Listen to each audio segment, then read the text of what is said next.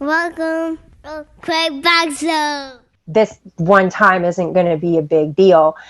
And then when I went back, they're like, no, you need to start taking this every day because your blood pressure keeps going up. So for 9 months, I wouldn't take it properly. Also, you have to take into consideration that he was a drug addict. So he'd take a lot of my pills from me. So when that would happen, I'd end up in the hospital and end up getting like some kind of cocktail that was like Benadryl and some other stuff, and that actually worked better than the opioids. So yeah, I don't know why they were giving that to me, and it made my it gave me holes in my placenta.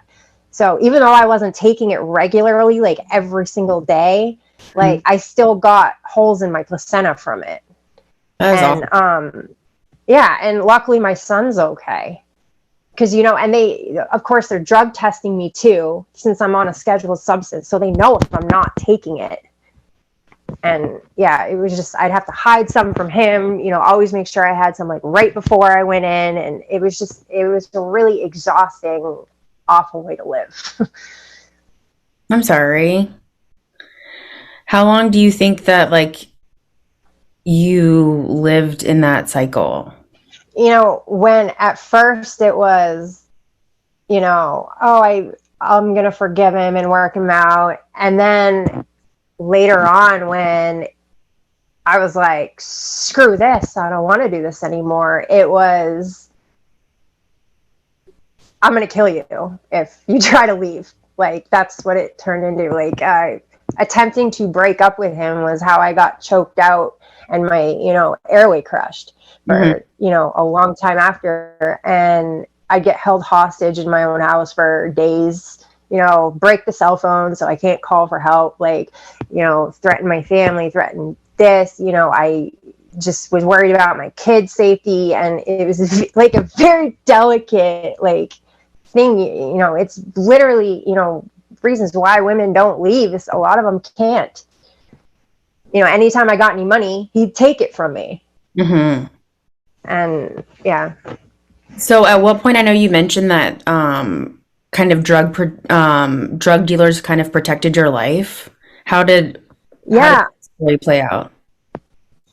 Well, sometimes I would just run and hide from him, and he'd literally go in houses looking for me, and it was a mess. And then he went to prison for some other stuff. So that was kind of how I really just cut ties with him. Like, okay, you're gone. I don't really have to worry about you coming after me now. But at this point, I was a drug addict. I was sucked into this life that I didn't want, and I didn't know how to get out of it. And because I had signed, guardianship over to my father, I made a deal with him when I went to Spruce Run. And I told, I agreed that if they couldn't help me and get me into a shelter or get me a voucher or something, that I would sign my kids over to him so they'd be safe. So they couldn't have him show up with the cops and just take them. And,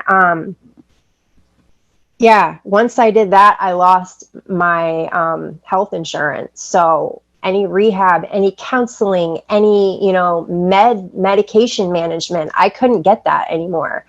And so I was just trying to self-medicate and,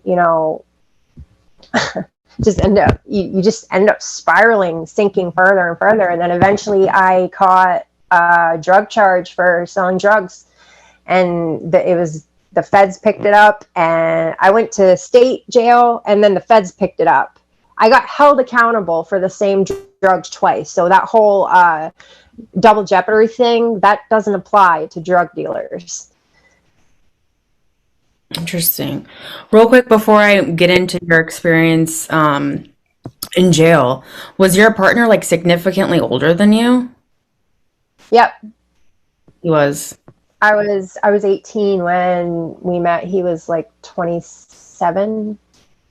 So, and the person I had dated before that, I was 15 and he was 22. And so yeah, I didn't even view myself as a victim at that point, but it was statutory rape. It was an older man taking advantage of, a 15-year-old girl with issues and, you know, all that stuff, supplying drugs and alcohol, you know, I'm like disgusted with it. Like I used to, you know, think, oh, I'm mature and he loves me. No, he's a predator.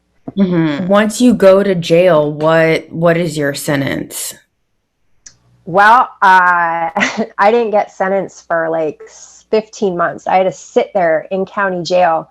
Yeah, no bail. But for a non-violent drug crime, and this is what makes me so angry, because I got to watch all these sex offenders, murderers, child rapists, everything else, kidnappers, they all get $20,000, $30,000 bail.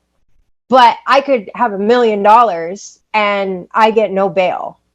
I didn't hurt anybody. Okay, yes, my actions were harmful, but I did not intentionally cause physical harm to anybody. You know, the people that bought drugs off of me, they were willing. They searched me out. Like, and yes, obviously I was making money off their addictions. I was an addict too. Like, we all, like America has, you know, has a really bad addiction problem, and it's all because of big pharma.